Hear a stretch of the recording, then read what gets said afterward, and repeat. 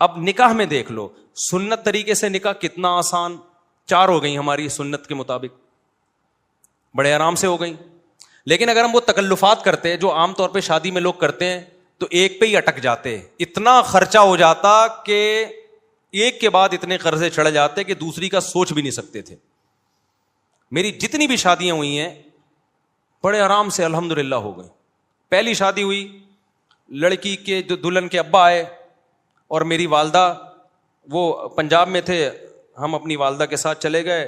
راستے سے ہم نے بھاولپور سے اپنے بھائی اور بھابھی کو اٹھا لیا, وہاں گئے ہیں, بس یہی بارات تھی, ہمارا نکاح ہوا اور میں, میری والدہ اور زوجہ بائی ایئر آ گئے.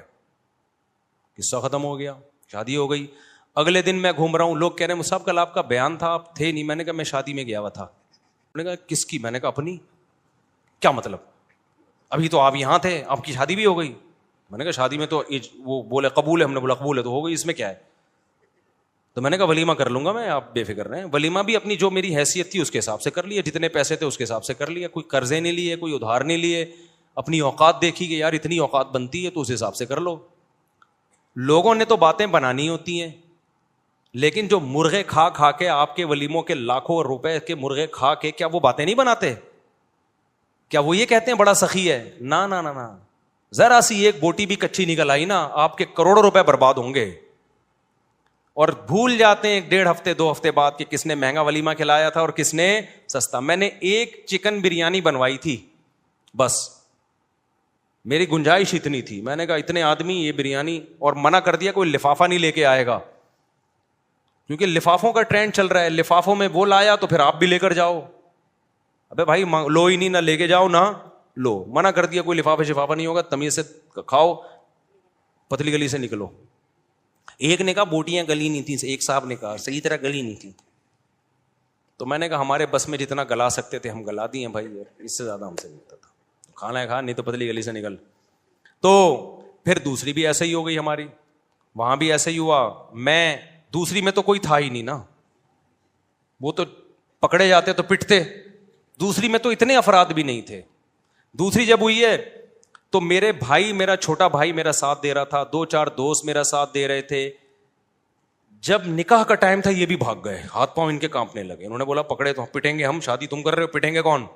خاندان میں جب پتہ چلے گا کون کون تھا تو یہ تھا اور وہ تھا تو ہم بھی پٹیں گے. اب میں وحدہ لا شریک لہ ہو گیا, اس سینس میں نہیں فتوا لگا دو میرے اوپر, انہیں اکیلا ہو گیا. میں نے 2-4 دوست ادھار لیے کہ بھائی کہا جاؤ یار, وہ لڑکی کے ابا کیا بولیں گے, کوئی کسی کو تو لے کے آنا. تو ہم گئے مسجد میں, ہمارا نکاح ہوا. اب رات کو رخصتی تھی, میں نے گھر سے شارٹ ہونا تھا, اماں کو کیا بتاتا کہاں جا رہا ہوں.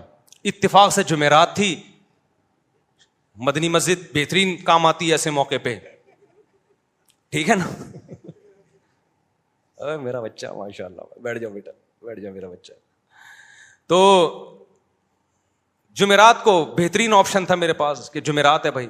تو رخصتی میں بھی ہماری جو زوجہ, ان کے والدین تھے, ہم تھے, اور شاید ایک آدھ محلے پڑوس کی جن کو پتا تھا, بس وہی تھے.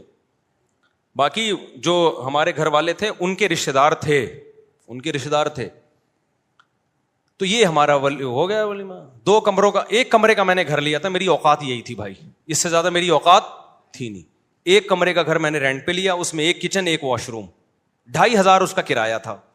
میں نے بتا دیا سسرال کو فی الحال میری یہی اوقات ہے بھائی, اگر آپ نے بھیجنا ہے تو اسی میں رہ لیں, جب اللہ تھوڑا آمدن اچھی کر دے گا تو ذرا اچھا گھر لے لیں گے. ان کو بھی اللہ نے شعور دیا تھا, انہوں نے کہا بھائی اچھا رشتہ, ان کے خیال میں اچھا رشتہ تھا, چلو بھائی اللہ مدد, توکل کیا اللہ پہ, تو ہماری شادی ہو گئی. جیسے جیسے بچے ہوتے گئے اللہ تعالیٰ مالی وسعت بھی دیتا چلا جاتا ہے.